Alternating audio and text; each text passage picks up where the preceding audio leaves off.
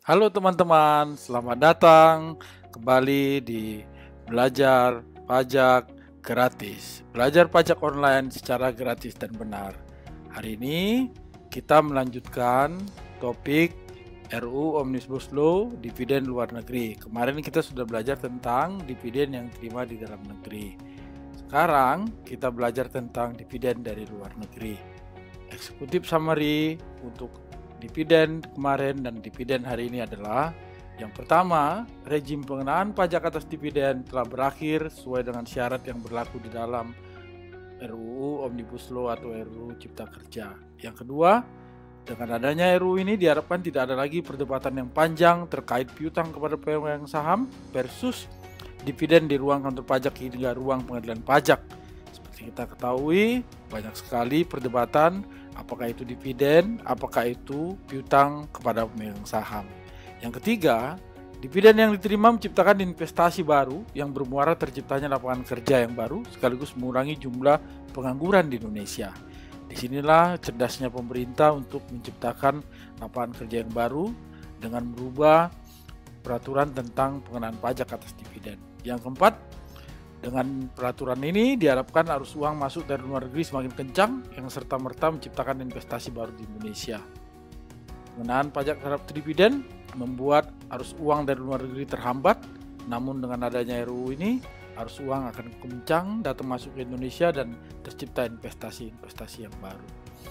Pembajakan dividen sebelumnya di peraturan-peraturan sebelumnya yang terjadi untuk pemilikan saham di luar negeri diatur oleh PMK 256 tahun 2008 sebagaimana telah diubah dengan PMK 107 tahun 2017 dan kemudian dirubah lagi dengan PMK 93 tahun 2019.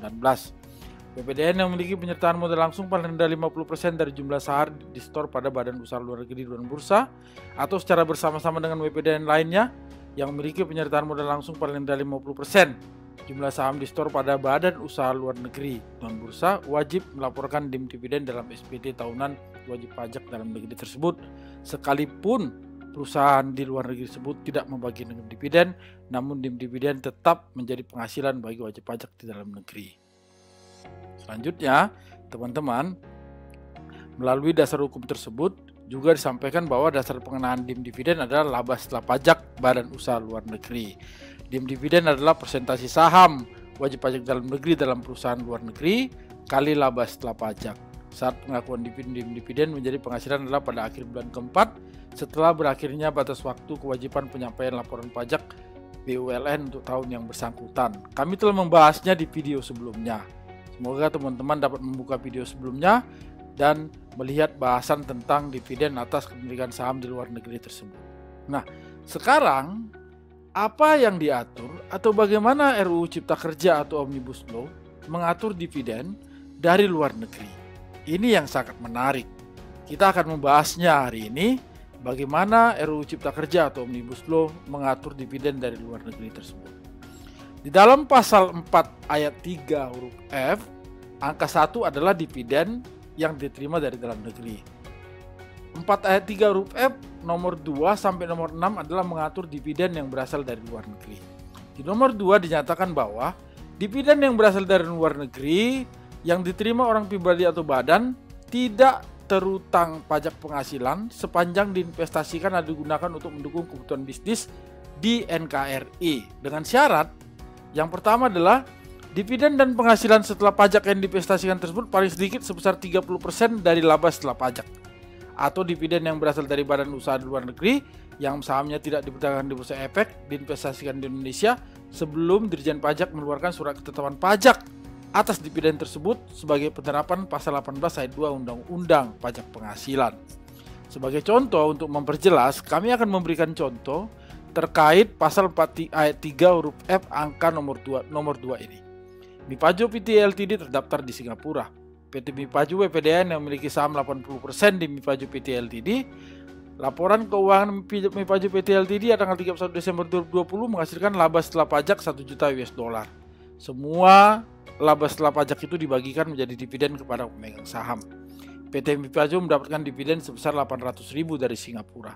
Atas dividen sebesar 800.000 US dollar tersebut tidak terutang pajak dengan syarat PT Mipajo menginvestasikan di Indonesia paling sedikit 300.000 atau 30% dari 1 juta. 1 juta adalah laba setelah pajak dan belum ada surat ketetapan pajak atas dividen tersebut. Sehingga dengan adanya investasi sebesar 300.000, dividen sebesar 800.000 dolar tersebut tidak terutang pajak penghasilan di Indonesia. Inilah yang disebut arus uang ke Indonesia akan mengalir dengan kencang. Kemudian di ayat 3 adalah di nomor 3, dividen yang berasal dari luar negeri sebagaimana dimaksud angka 2 merupakan dividen yang berasal dari badan usaha luar negeri yang sahamnya diperdagangkan di Bursa Efek atau badan usaha luar negeri yang sahamnya tidak diperdagangkan di Bursa Efek dan sesuai dengan proporsi kepemilikan saham. Jadi badan usaha luar negeri di Singapura tadi, baik dia diperdagangkan di Bursa Efek maupun tidak diperdagangkan, maka dividen tersebut tidak terutang pajak penghasilan dengan syarat tertentu di nomor 2 tadi. Selanjutnya, di dividen yang angka nomor 4 disebutkan bahwa bagaimana apabila yang diinvestasikan di Indonesia kurang dari 30%. Maka yang dipajakin adalah yang kurangnya saja. Sementara atas dividen yang dibagikan tidak terutang pajak penghasilan. Untuk lebih jelasnya, kita melihat contoh sebagai berikut. Mipajo Pte Ltd terdaftar di Singapura. PT Mipajo, wajib pajak dalam negeri, memiliki saham 80% di Mipajo Pte Ltd. Laporan keuangan Mipajo Pte Ltd di Singapura tanggal 31 Desember 2020 menghasilkan laba setelah pajak 1 juta dolar. Dan semuanya dibagikan menjadi dividen. PT Mipajo mendapatkan dividen 800.000 dari Singapura. Namun yang diinvestasikan oleh PT Mipajo di Indonesia hanya sebesar 20% dari laba setelah pajak atau 200.000. Padahal seharusnya sesuai dengan pasal 4 ayat 3 huruf F angka 2, PT Mipajo harus menginvestasikan paling sedikit sebesar 300.000 atau 30% dari laba setelah pajak. Bagaimana pengenaan pajak atas dividen tersebut? Hal ini dijawab melalui pasal 4 ayat 3 huruf F angka 4 adalah investasi yang ditanamkan di NKRI adalah 20% atau lebih kecil dari syarat dalam pasal 4 ayat 3 huruf F nomor 2. Atas nilai dividen yang diinvestasikan sebesar 200.000 tidak terutang pajak penghasilan. Atas kekurangan kewajiban investasi sebesar 100.000, 300.000 yang seharusnya dikurang 200.000 merupakan penghasilan yang dilaporkan dalam SPT tahunan PPh Badan 2021 PT Mipajo.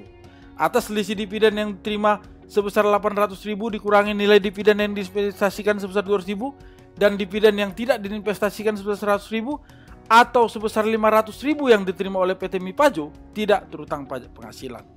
Atas selisih laba setelah pajak 1 juta dikurangi nilai dividen yang diterima 800.000 atau sebesar 200.000 tidak terutang pajak penghasilan. Saya kira cukup jelas. Kemudian kita akan membahas pasal 4 ayat 3 huruf F angka nomor 5 dan nomor 6. Yang nomor 5 disebutkan apabila bagaimana kalau PT Mipajo malah kebalikannya, menginvestasikan lebih dari 30% dari jumlah laba setelah pajak. Bagaimana perhitungan dividennya? Dan juga bagaimana atas dividen yang sudah diterbitkan surat ketetapan pajak oleh Direktorat Jenderal Pajak. Berikut contoh untuk pasal 4 ayat 3 huruf F nomor 5 dan nomor 6. PT Mipajo Pte Ltd terdaftar di Singapura. PT Mipajo wajib pajak dalam negeri memiliki saham 80% di Mipajo Pte Ltd. Laporan keuangan Mipajo Pte Ltd tanggal 31 Desember 2020 menghasilkan laba setelah pajak 1 juta dolar. Semua dibagikan menjadi dividen. Mipajo mendapatkan dividen sebesar 800.000 dari Singapura. PT Mipajo menginvestasikan di Indonesia sebesar 50% atau 500.000 saja. Lebih dari 300.000 yang seharusnya diinvestasikan sesuai pasal 4 ayat 3 huruf F angka 2. Bagaimana pengenaan pajak atas dividen tersebut? Berikut adalah jawabannya.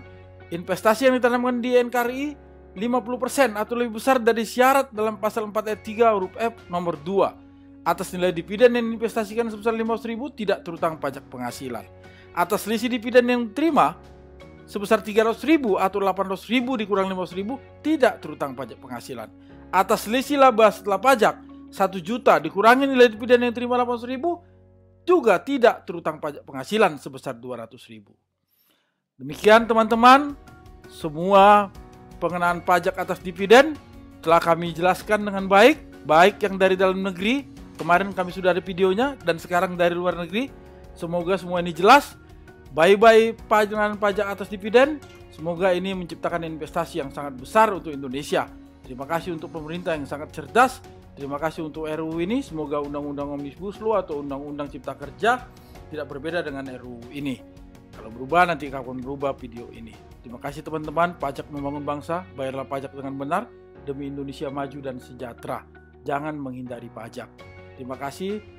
Tolong di subscribe dan beritakan kepada teman-teman yang lain. Semoga ini bermanfaat untuk kita semua. Terima kasih, salam hormat. Apabila teman-teman punya pertanyaan, silakan hubungi email kami di belajar.pajak.graris@gmail.com. Terima kasih untuk perhatiannya. Semoga kita sehat-sehat selalu dan sukses untuk bisnis kita. Terima kasih.